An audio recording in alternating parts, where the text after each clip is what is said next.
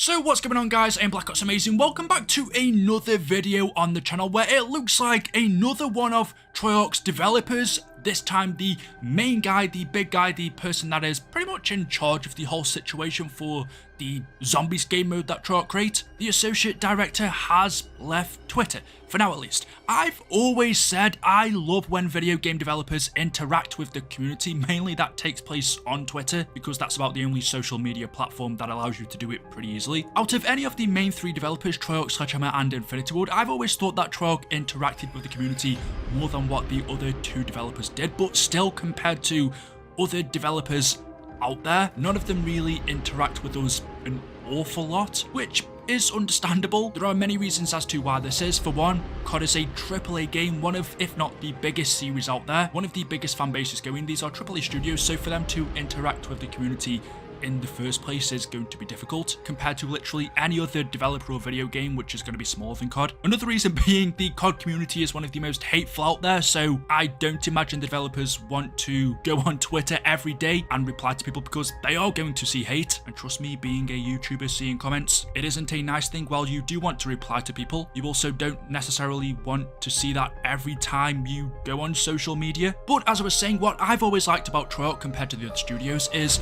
they've always seemed like they communicated with the community better, whether it be through Twitter or actually YouTube videos. We used to have Jason Blundell, who was in charge of the Zombies community. He did a few videos with other YouTubers, which was a rare case. I don't think any other developer had done that. Jason Blundell made some interviews and some Q&A videos with other Zombies YouTubers. That was always cool. He didn't have Twitter, but that was his way of communicating with us. Jason Blundell left back during BO4's life cycle, the end of that game in 2018, I think it was. And then a few years later, after Cold War finished, Kevin Drew, I think, was promoted and pretty much took his position. If you look on his Twitter page, it says he's the associate director at Treyarch. And he did, at least a long time ago, back when Cold War was relevant, now and again reply to comments from people over on Twitter, which was nice because this guy had a big role to play. He was in charge of the zombie systems in Black Ops Cold War, and also he did Outbreak as well. There are other developers that interact with people on Twitter, not an awful lot, but hey, we take what we can get.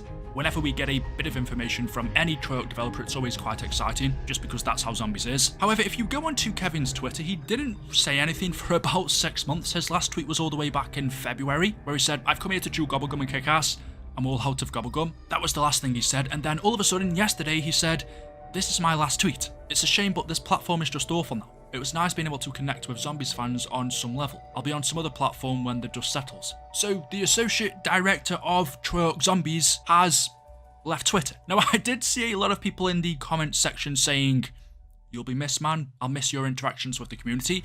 I can only be 100% honest and say, I don't think he interacted with people that much, not really. If you go back and look at his past tweets, like I said, the last one was all the way back in February, and that wasn't an interaction with the community, it was just a tweet. Before that, his last reply to a Zombies tweet, I think, was in December or late last year. And then if you go even further back, there aren't really, I'd say, an awful lot of interactions. There are other Treyarch Zombies developers that do interact with the community more, so I can only be honest and say there were only a handful of times when he did actually interact with people and reply to people and talk to them. And I mean, he said this himself. Back in January, somebody tweeted him saying, "Hey Kevin, this is a really solid list of things we'd love to see in Zombies." And he replied, "I'm usually quiet on here, but I'm always reading." So by his own admission, he doesn't reply to people really, but he does see what people are tweeting about Zombies, which is a good thing. At least Treyarch developers are aware of what the community wants to see from Zombies in 2024. As far as missing his interactions with the community,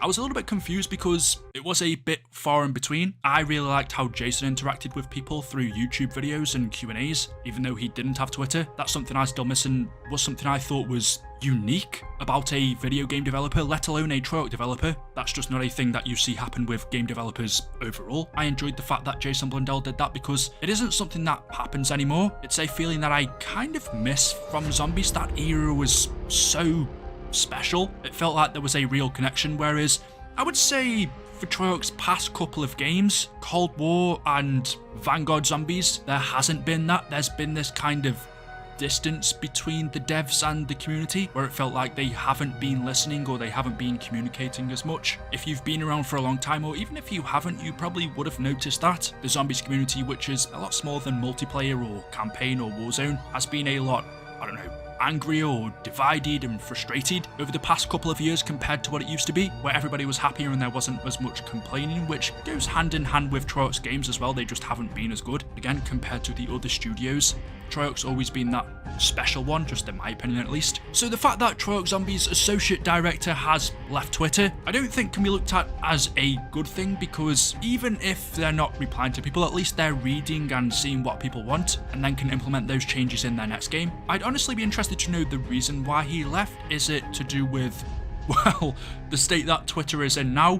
I'll be honest, I haven't really minded any changes that Elon Musk has done up until the other day, where he introduced the limit cap or rate. Yeah, that was an absolutely awful change. I don't know if he's reverted it now, but I haven't noticed it over the past couple of days. That was a really bad thing. Imagine, you know, buying Twitter for free speech and then making you pay for free speech or to see it. That doesn't make any sense. But for me, at least, apart from that, Twitter's hasn't really changed that much. It's still the best platform out there. It's definitely better than Facebook anyway. That's the only other alternative. So perhaps that's the reason why he's left Twitter, just because he doesn't like the social media platform. Or could it have something to do with the community's comments and tweets towards him? I can imagine, knowing this community, he gets a lot of tweets at him every day. Some good, but a lot being, you know, negative and hateful. Maybe he just had enough of that. I've always thought it's fine tweeting a developer about a game, as long as it doesn't get personal, saying, you know, you don't like this or you don't like that. That's fine, that's feedback. But there are personal comments now and again, which you can understand not wanting to see. So the reason why he left, I don't know. What other platform he'll be going to, I have no idea. I don't really know what other platform there is that is anywhere near as comparable.